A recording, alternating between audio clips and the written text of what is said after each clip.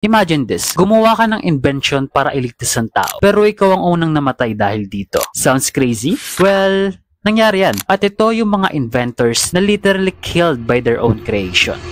Unahin na natin si Franz Reichel, inventor ng parachute suit. 1912, tumalon siya mula Eiffel Tower para i-demo yung invention niya. Pero hindi nag-open. Boom! He died on the spot. Next on the list, si Marie Curie. Siya yung nakadiscover ng radium at polonium. Sobrang breakthrough sa science. Pero dahil sa sobrang exposure sa radiation, 1934, she died of illness.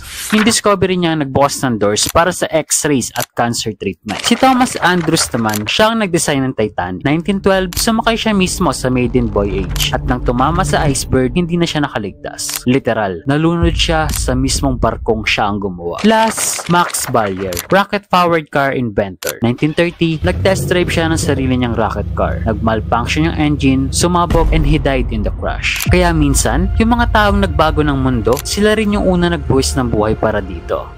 Crazy, diba? Comment mo kung alin dito ang pinaka-mind-blowing para sa'yo. And follow for more wild history stories. Hi! Ako nga pala si Jacob, ang performative analyzer ng bayan. Kung gusto mo pa ng ganito mga content, alam mo na gagawin mo. Like my FB, learn my advocacy. Follow me on TikTok, know me more. Catch me on IG, see the journey. Subscribe on YouTube, grow with me. And support my hustles at largusa.com.